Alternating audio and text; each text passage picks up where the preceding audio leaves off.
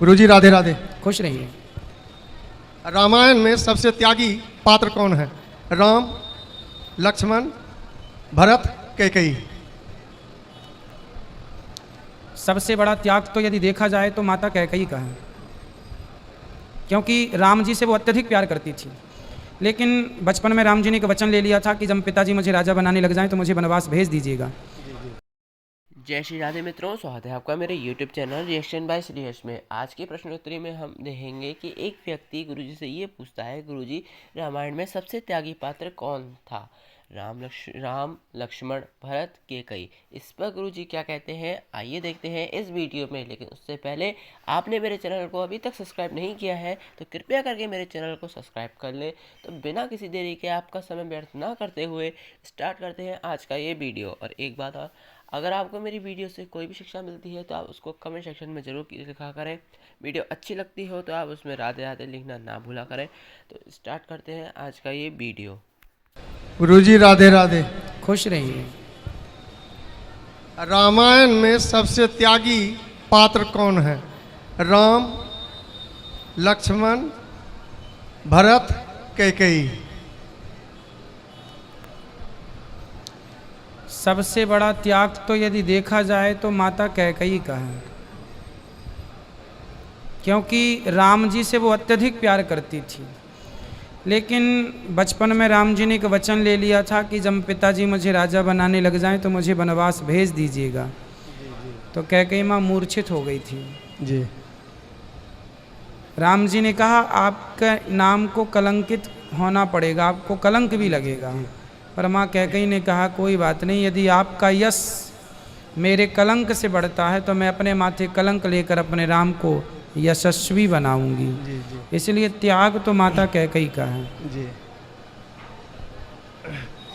मेरा संशय था, कहीं और सुने थे सर महाराज जी, आपके संशय दूर हो त्याग गया। कैकेयी माता, त्याग तो राम जी का भी है, भरत जी का है। अच्छा, पर सोने यदि कैकेयी ने ये त्याग ना किया होता, वनवास ना भेजा होता तो हम रामायण ही ना सुनते। जी जी। तो कैकेयी बहुत बड़ा पात्र है। रामानंद सागर जो रामायण बनाए हैं उसमें जिसने कैकेयी का काम किया है, उस महिला ने बोला था कि मुझे कैकेयी का पात्र नहीं।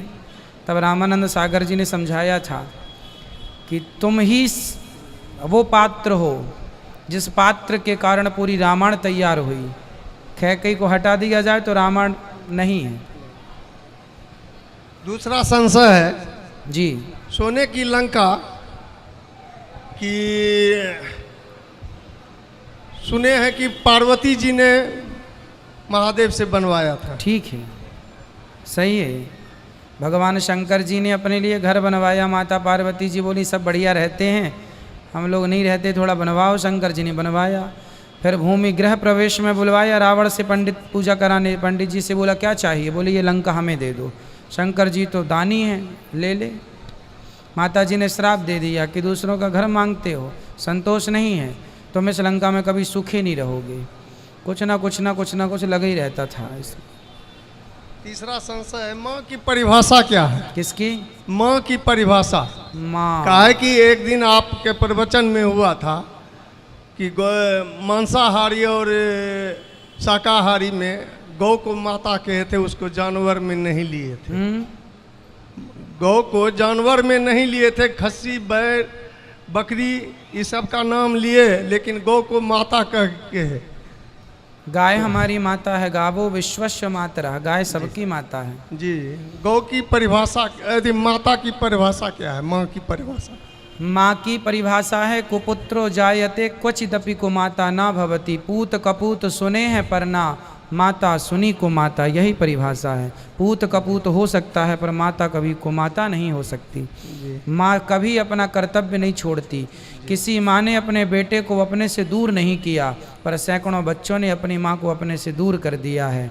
जो अपने से दूर ना करे अपने बच्चे को कभी, वही है माँ की परिभाषा।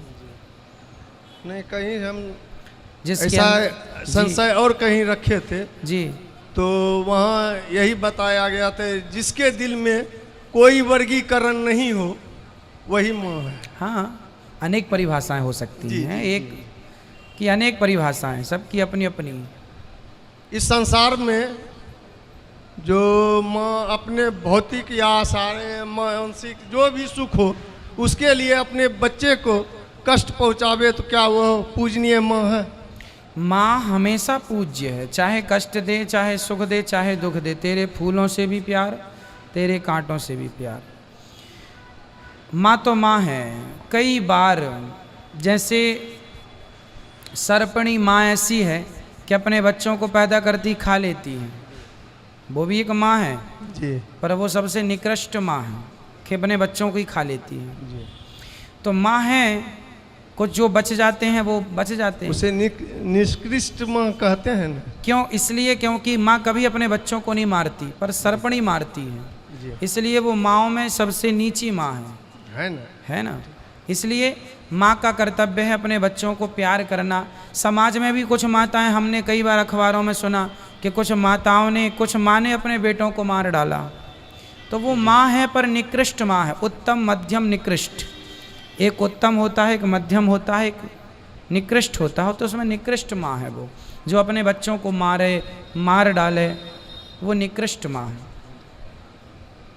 2-3 दिन पहले आप प्रवचन में बोले थे ब्राह्मण और तुलसी दोनों पूजनीय होते हैं। ठीक है, लेकिन जो वेद शास्त्र और का ज्ञानी नहीं हो और मांस मछली मदिरा खाए वह भी पूजनीय है ना। आज हमने बताया ना आपको, रोज 2 दिन से हम ये बात समझा रहे हैं। ब्राह्मण पूज्य है, ठीक है, ब्राह्मण कुल में जन्म लिया है, पूज्य है, ठीक है, पर ब्राह्मण जन्म से तो ब्राह्मण हैं, इसलिए पूज्य है कि जन्म से है। पर वो कर्म से भी यदि ब्राह्मण हो तो सोने में सुहागा है। जब वो मांस खाएगा, शराब पिएगा, तो किसी का मन ही नहीं होगा कि वो उसकी पूजा करे। इसलिए ब्राह्मण जन्म से भी हो, जन्म से तो है ब्राह्मण, पर कर्म से हो तब जाकर के परिपक्वता है, ठीक है, तब वो पूर्ण रूप से पूज्य है। गृहस्थी जीवन में नारी का सबसे बड़ा धर्म क्या है? नारी का, स्त्री का पति की सेवा करना। महाराज जी, आपसे कोई संशय हो दिल में तो इससे मोबाइल द्वारा पूछने का कोई है साधन? मोबाइल के द्वारा, मोबाइल नंबर यूट्यूब पे हम बात करते हैं, इसलिए कि आप लोग कभी भी आके अपनी बात रख सकते हैं। मोबाइल फ़ोन पे ना बहुत व्यस्तता होने के कारण बातें नहीं होती, तो इसलिए जब आप लोग आते हैं तो हम आप लोगों से जी भर के बात कर लेते हैं। जी जी। यहाँ प्रश्नोत्तरी में भी वहाँ बैठते हैं तो भी मिल लेते हैं बार बार, ताकि आप बात कर सकें। फ़ोन पे क्या है ना, हजारों लोग फ़ोन लगाएंगे तो सबसे बात नहीं हो पाती। जी जी। पर कोई विशेष बात है और आप चाहेंगे जी तो बात हो जाएगी। किस नंबर? वो नंबर दे देंगे आचार्य जी। जय जय श्री मन्नारायण। जय श्री मन्नारायण।